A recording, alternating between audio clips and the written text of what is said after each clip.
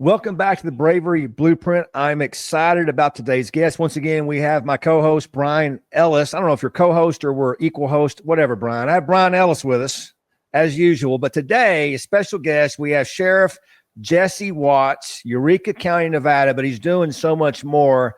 Really someone that I've been wanting to get on this show for quite a while, because when it comes to leadership, this is the guy I need you to hear from. Sheriff Watts, how are you doing, sir?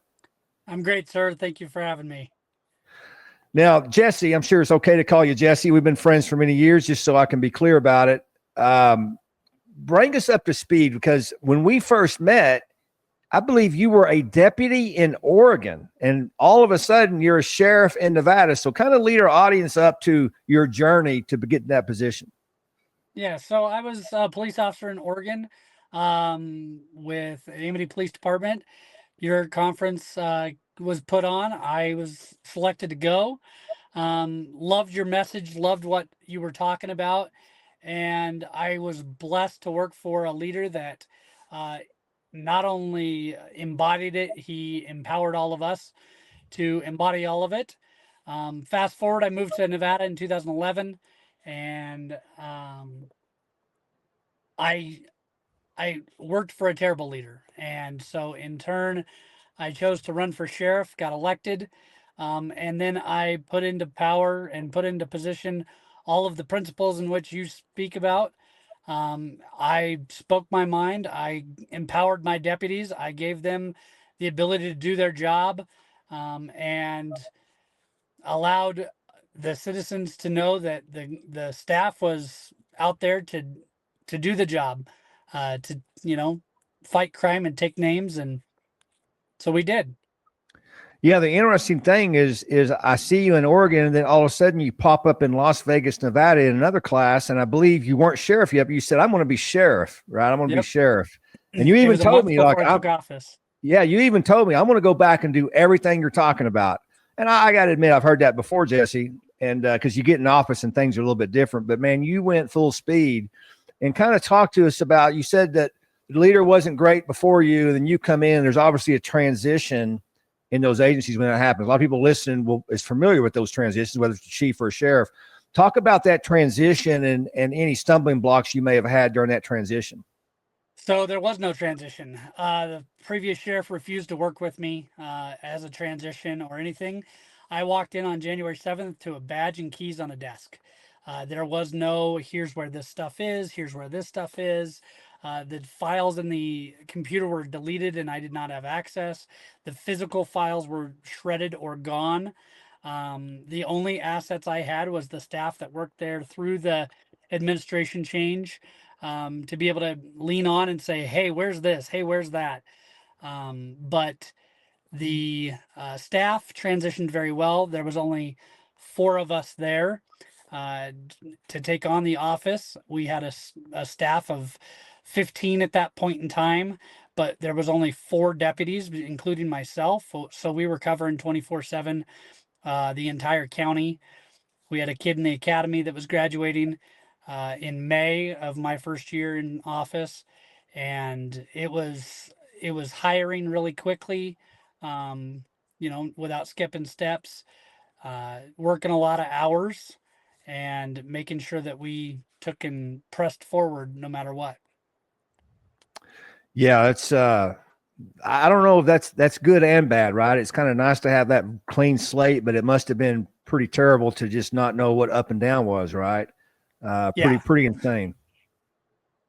Yeah, luckily, I was a deputy there for years, and so I knew the county very well. I knew the citizens very well. I knew the process very well.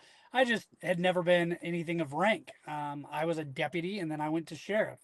And so, you know, the one thing that the previous sheriff said to me is, "Oh, you can't do this because you've never been a sergeant. You've never been a captain. You've never been a blah, blah, blah."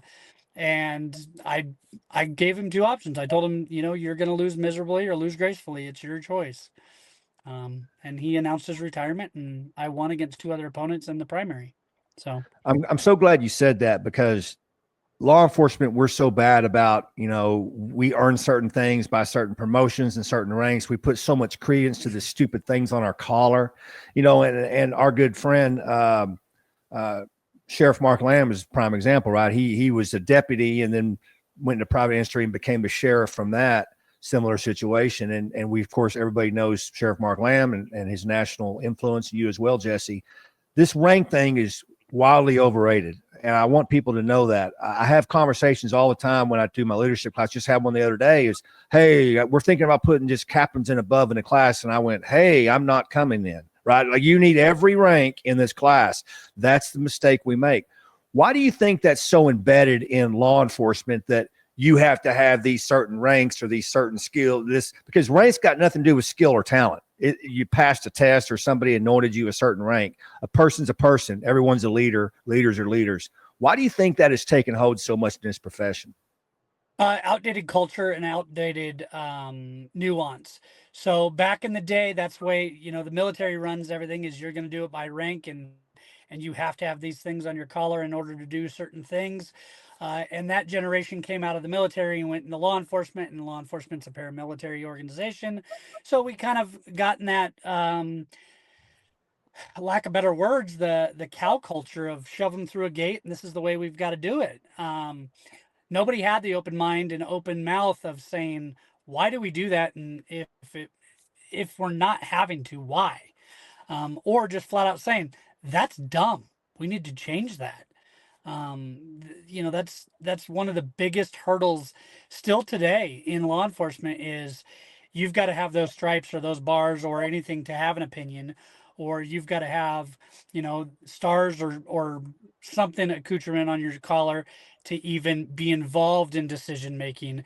When those people, and I say those people because they are so disconnected with the line level, it's insane.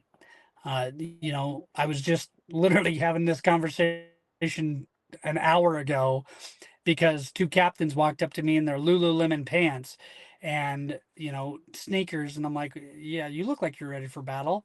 Oh, we don't push cruisers. We don't do this. And I'm like, because you have those bars, that's cute. When crap hits the fan, nobody cares what's on your collar. Yeah, I'm glad. I mean, Travis, I echo the aspect of every officer is a leader. It's our company culture. Our organization wrote a book. Every officer is a leader, and so it is important. And the challenges are that leadership training is kind of slim to none, from sergeant and from officer to sergeant rank. It's challenging to get educational repetition there. And the nice thing is if you have good experience, is good, and that's what people want when they go, oh, you spend some time in each rank. You want some experience and move around and this and that. But experience also gives you biases, these confirmation biases and groupthink and everything else. So I don't really believe in this whole universal path to anything. Never and always are just bad edicts to have, because they just Murphy's law will throw you some a wrench that just doesn't work.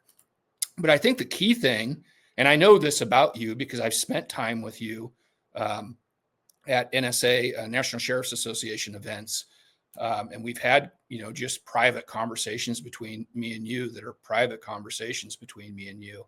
But one thing's clear, and that's if your values are clear, your actions are easy.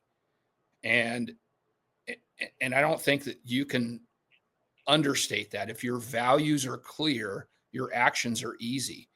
And I think sometimes a lot of people, their values just suck, and others can feel that, and then it makes no easy action. No action is easy.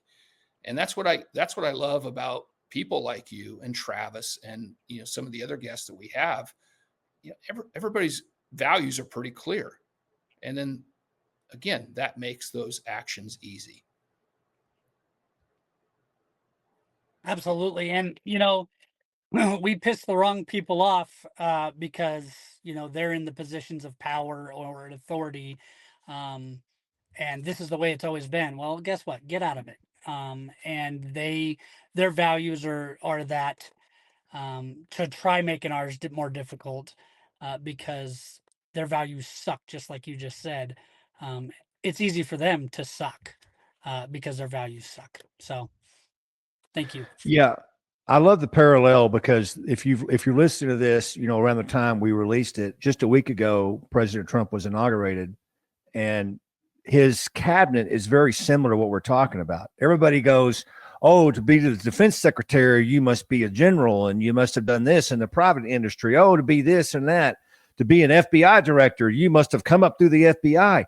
Well, take a look around and see how that's worked for us, right? Just because we've done something one way doesn't mean we shouldn't do it another way. And I think people are going to be mildly surprised by when you get outside this groupthink and inside the box, what actually could happen. I mean, take a look at President Trump himself, right? Say what you want about him, but the things he's able to accomplish without having a political history is pretty amazing, because that's the epitome of groupthink. I mean, one thing that is interesting is he's threatened these tariffs, and we'll get in a little bit of politics here. He's threatened these tariffs, and all of a sudden, all these countries like Mexico and Canada are like, okay, we'll take care of the border. And I'm thinking to myself, wait a minute here.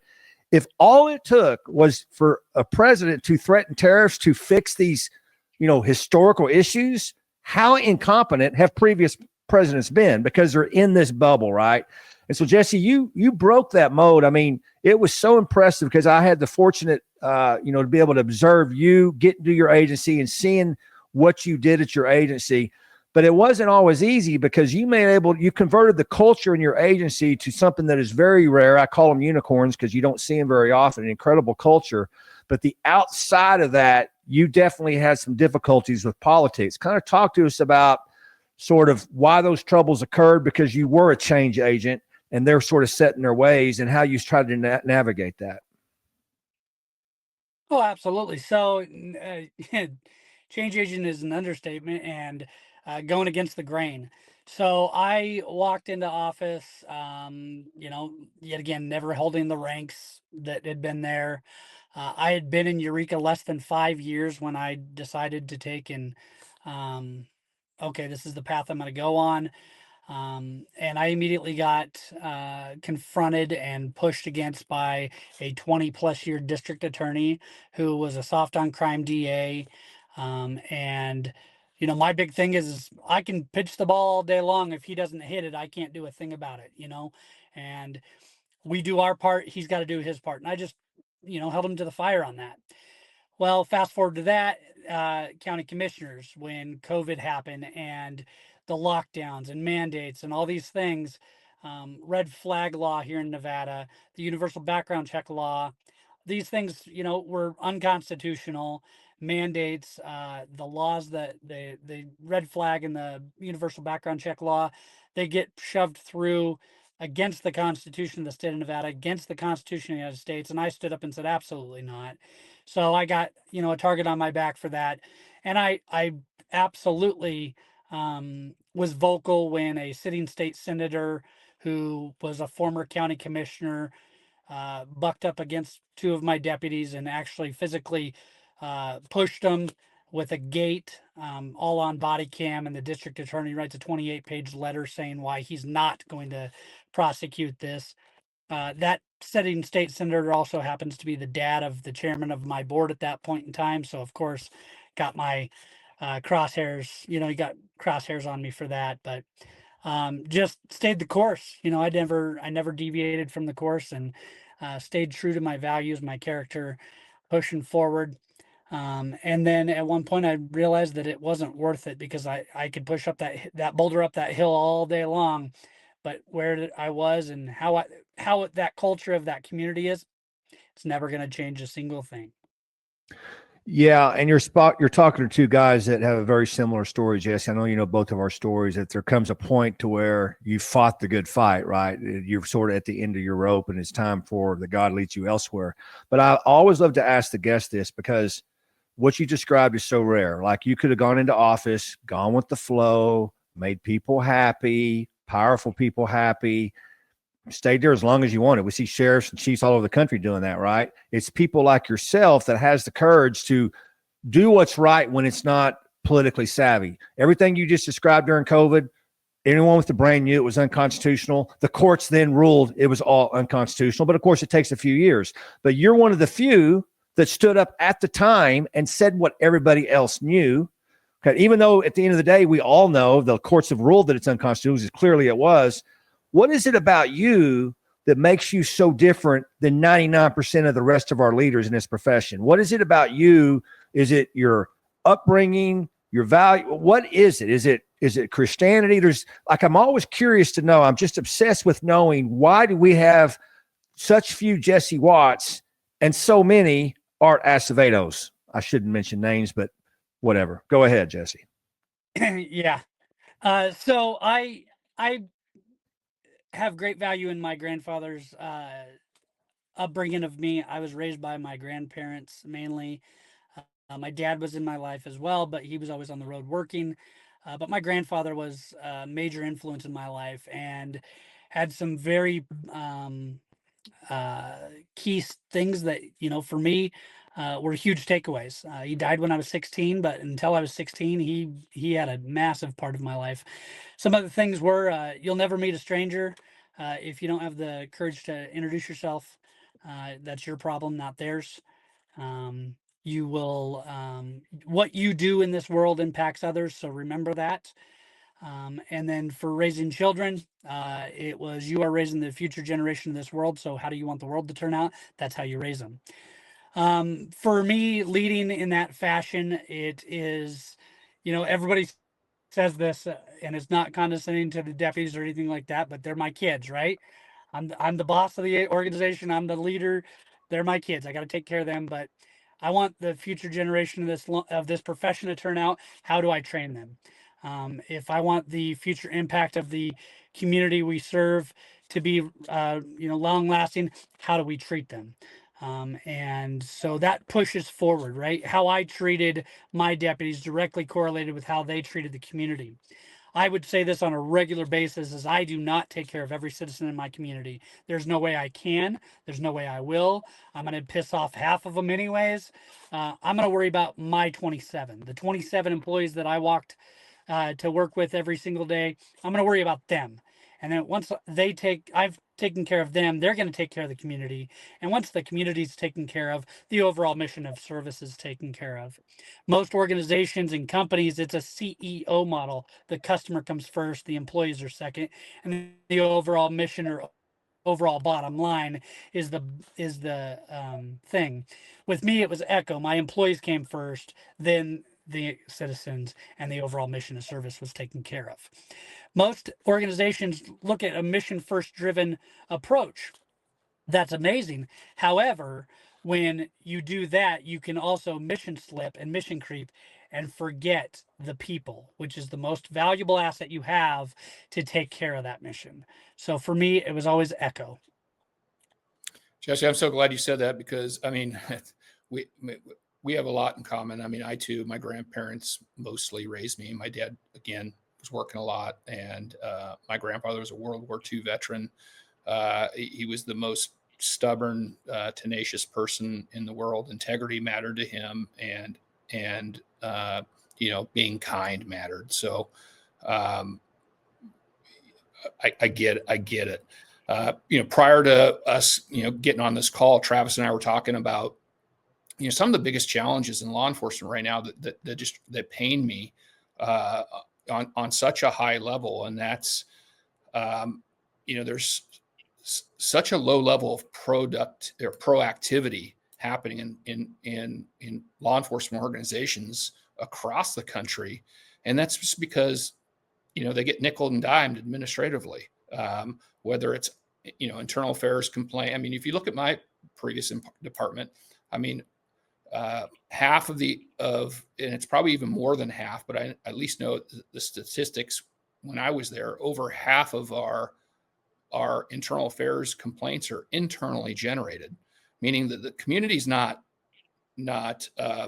complaining about anything. It's we're nickel and diming policy things and really stressing an organization out. And so my last year of service, I had a really good cop come to me and say, "Hey, they can't get your ass if you're sitting on it." And that hurt me. It hurt me deeply, because the community is the one that gets impacted. And when I raised the flag about low productivity, nobody seemed to care, because we weren't hitting the news cycle. And so it's not that big of a deal. But what you nailed it when you said, taking care of your people, because our brains are hardwired for safety. Our brain's job isn't to be professional. It's not to be emotional. It's not rational thought. It's to keep us alive. It governs over 600 muscles in motion and is used for, rest and digest, and pumps thousands of gallons of blood a day.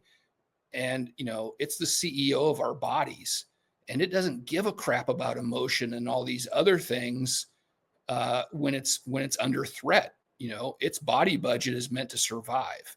And until we fundamentally understand that, and leaders understand that, hey, anytime that you're in a stressful situation, that your body budget's under attack, and then you're not going to make good decisions. You're going to get you have the potential for emotional hijack. You have the potential to make bad decisions and everything else.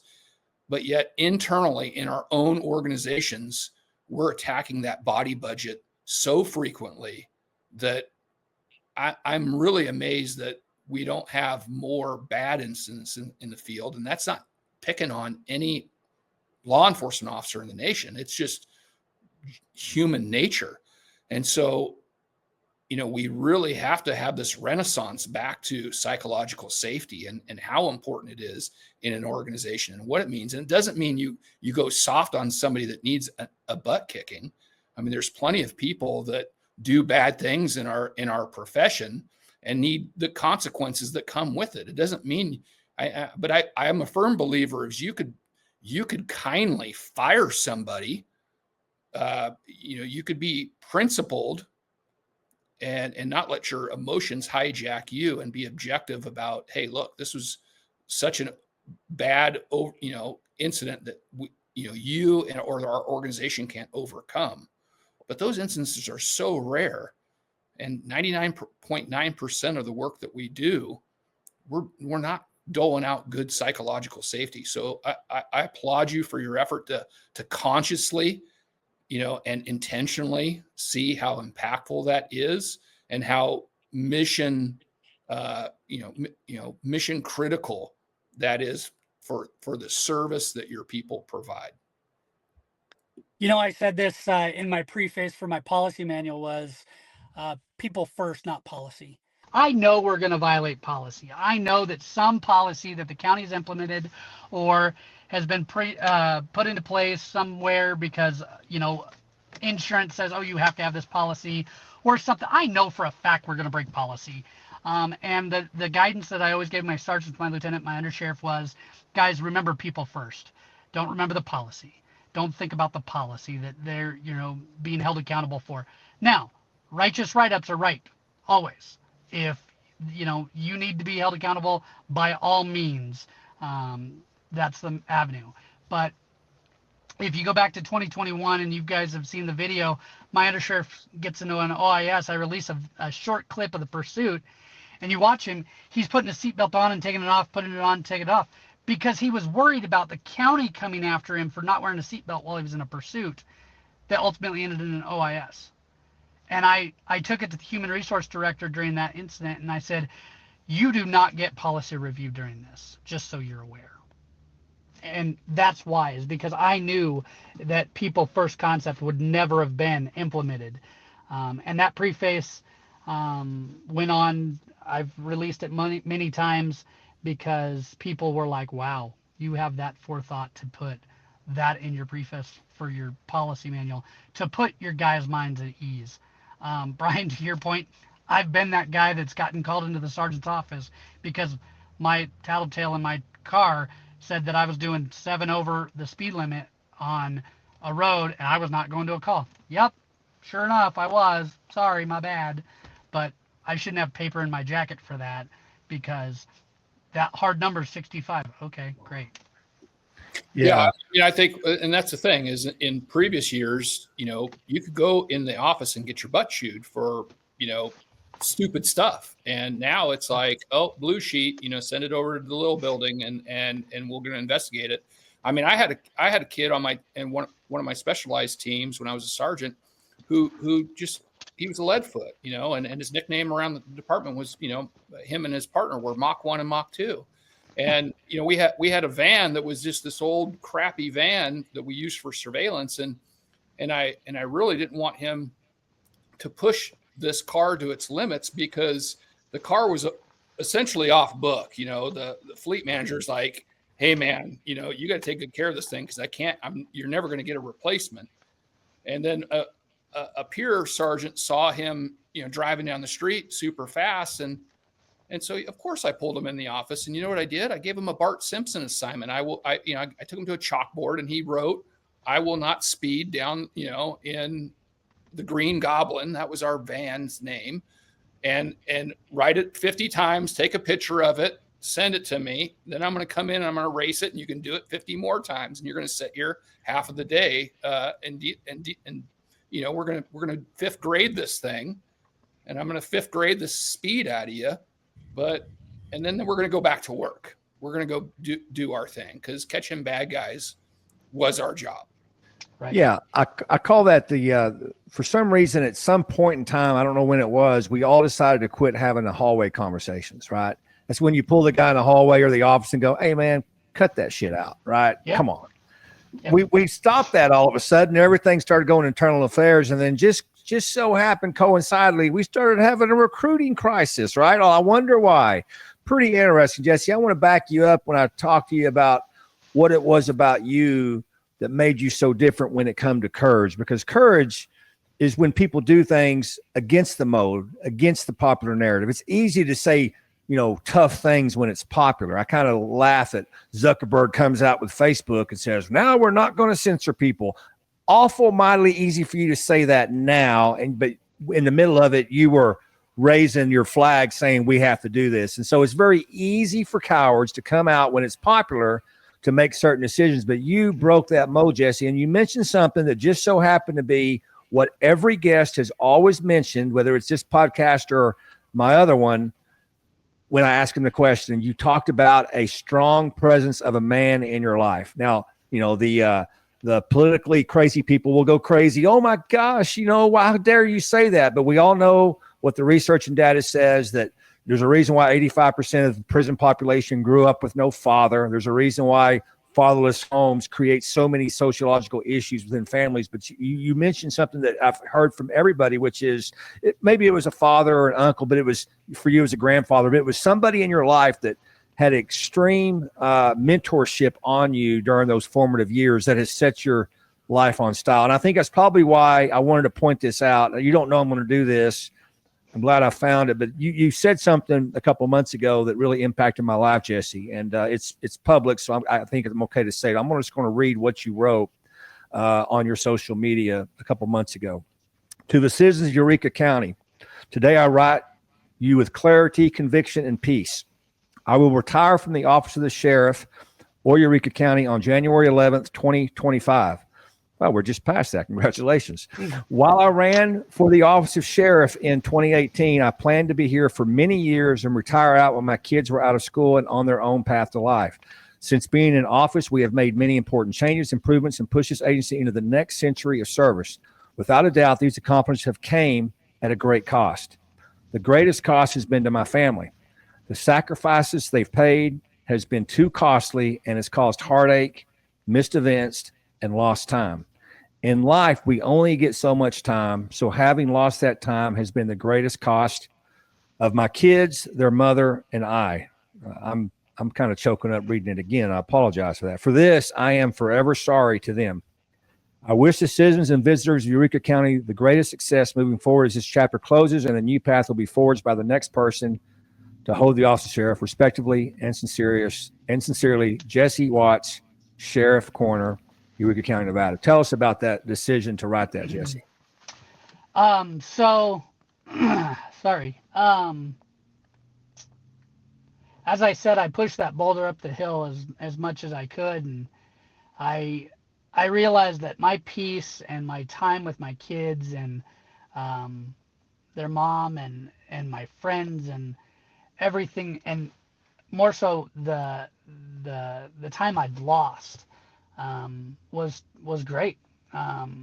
when I ran for re-election a couple years ago, I ran the hours in our computer-aided dispatch system, and it showed that I had worked the equivalency of 4.5 years of time of a full-time employee in 3 years, and that was just documented time. That wasn't the phone calls after hours. That wasn't me sitting at the kitchen table working on budget. That wasn't out of town at conferences. That was not any of that stuff. That was just my CAD time, and it was 4.5 years in 3 years.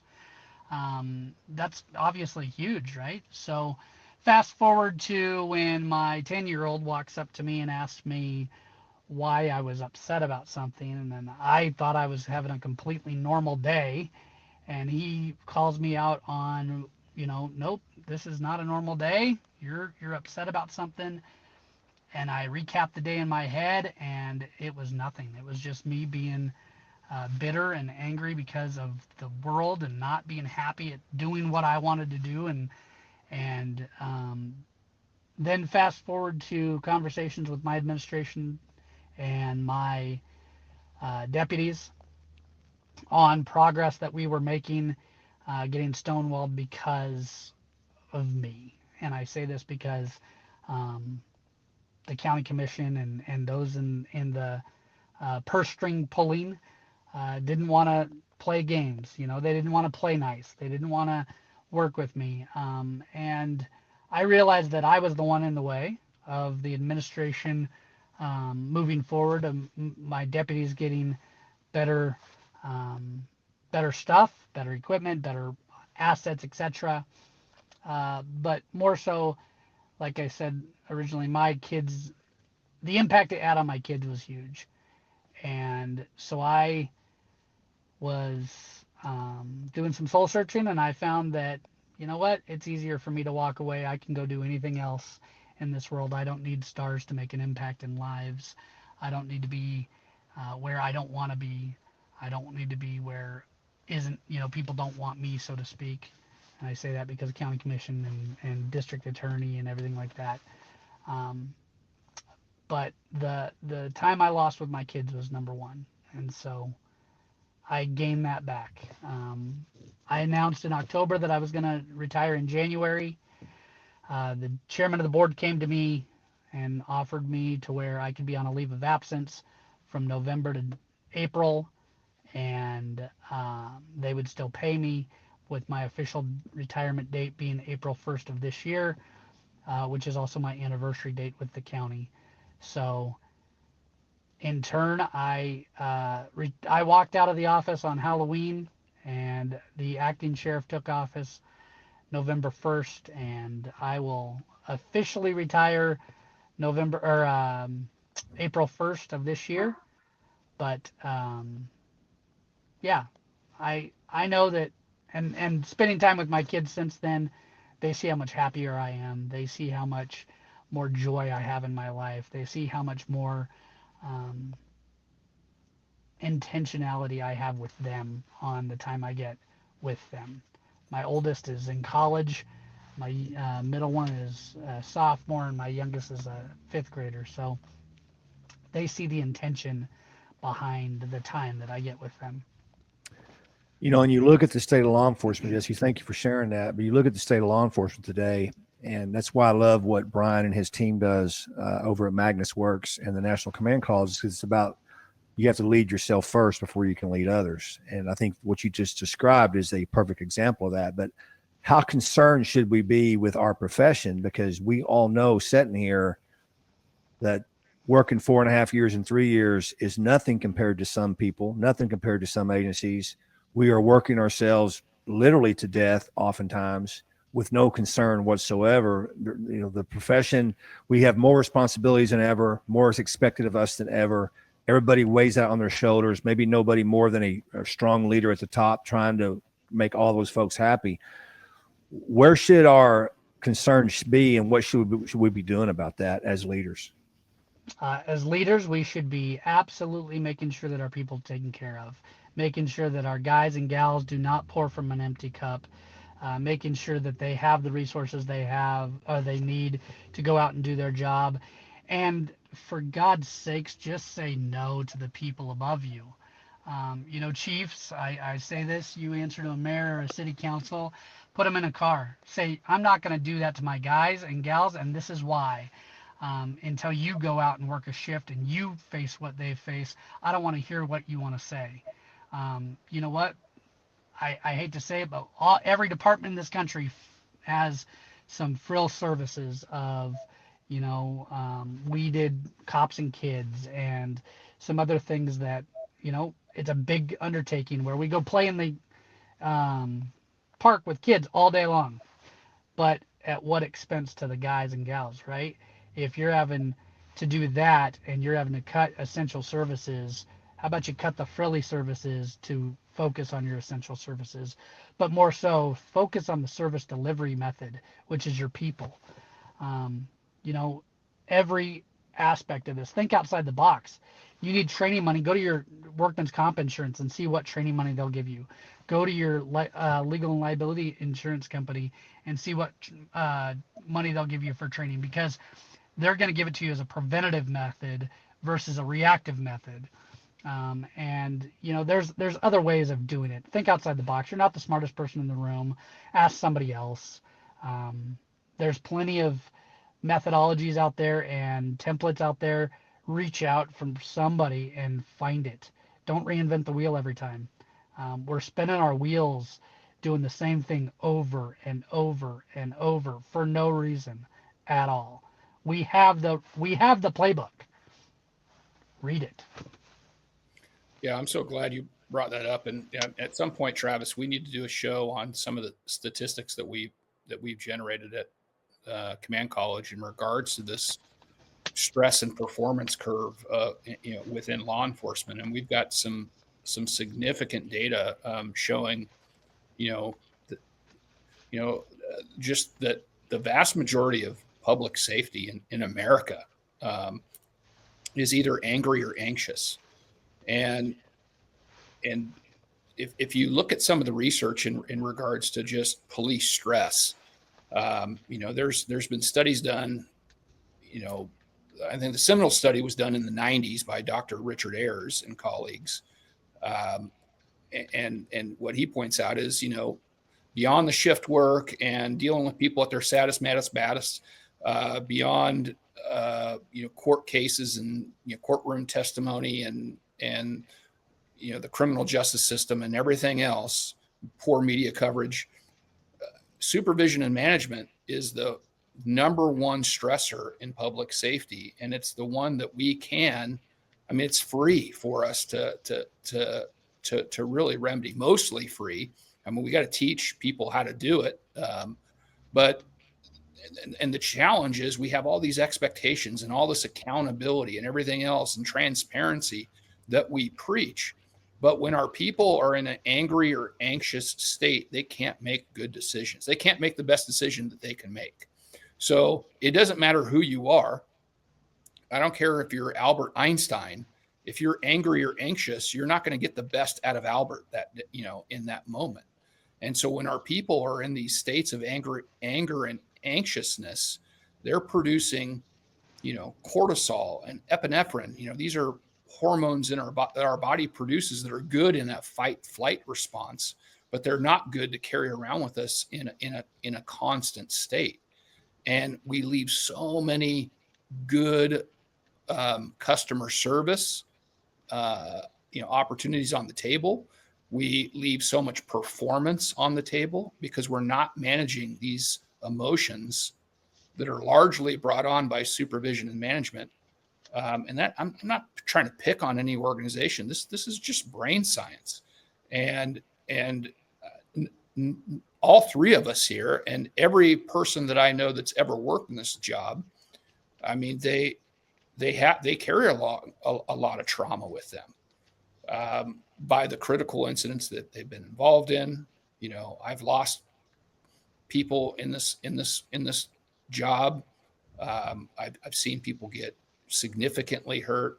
I've had a team member commit suicide. It's really terrible when you really think about all the sad, mad, bad that we're exposed to And then when you retire, it's like, see you later. Your card key doesn't work anymore, and have a nice life.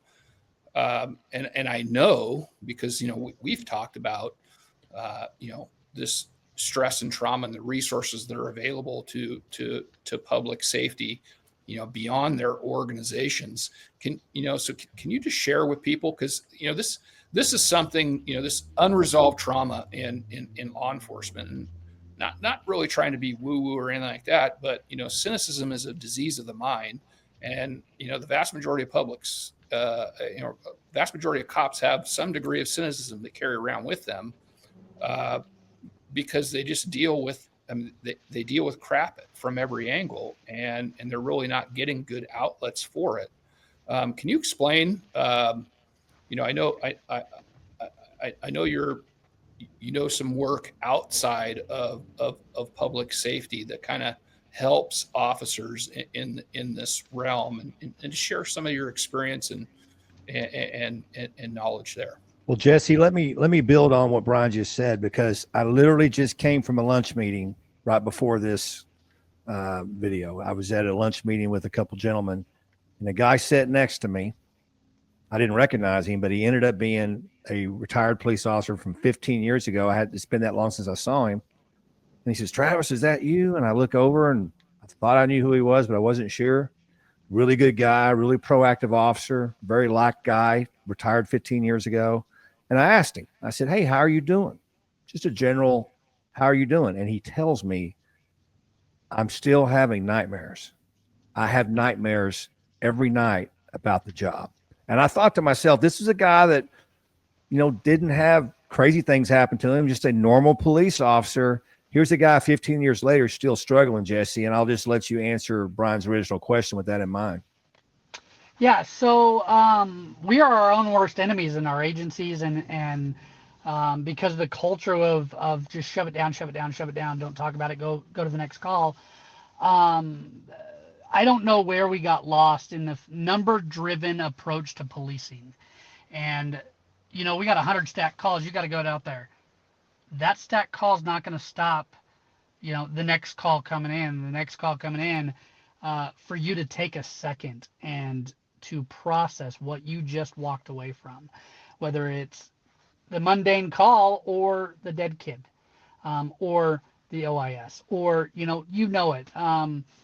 And so it's a big culture shift in law enforcement as a whole to start talking about our mental health and start talking about resources and getting involved and smashing the stigma, so to speak, of actually reaching out. Right after we had an officer killed in 2020, and it was very traumatic for what happened, besides him getting killed, how he was killed and what happened afterwards. And one of the agencies that was involved completely didn't do anything for their guys, where another agency immediately did the debrief, immediately got mental health counselors in there, immediately said, "Hey, let's open this up. If you need to talk to a counselor, go for it," to changing it completely to where I got diagnosed with cumulative PTSD. And I walked into my staff meeting and I said, "I got diagnosed with cumulative PTSD. This is what it is. This is how we're going to get through this. I know every one of you have probably dealt with half, if not more, of what than I've dealt with. So here's the option. We're going to open up a mental health line item in our budget, and no questions asked. You want to talk to a counselor, they just send us a customer number." And that's what I did in my agency. They had 24-hour access to a mental health professional, clinician, who could text, call, etc., of their choosing, that we knew that was culturally competent. There are private resources out there. Since leaving the sheriff's office, I am now the executive director of the Wounded Blue, where we have a peer support network. There are plenty of organizations out there, Warriors Rest, among many others, that will come do debriefs. We'll come do debriefs, and it's changing that. How do you change it? You turn the Titanic slowly. You bite that elephant one bite at a time. But we are making the impact. And, Travis, through resources like yours on this podcast, lawofficer.com, etc., to where we know the information's getting out there, and hopefully somebody will call and open that door to where we can make sure that they're okay, because we know that they're not okay, and that's okay. But we're not going to let them walk this path alone. Yeah, that's why I love what you're doing at the Wounded Blue, Jesse. It's a phenomenal organization. Everybody, if you don't know about it, you got to check it out, thewoundedblue.org. Jesse, I assume they can reach you through there. They can reach all those services through that website? Absolutely. They can reach us through thewoundedblue.org, or if you want to contact one of our peers, it's 833-892-8255. If you want to text, you can text us at 877-810-0911.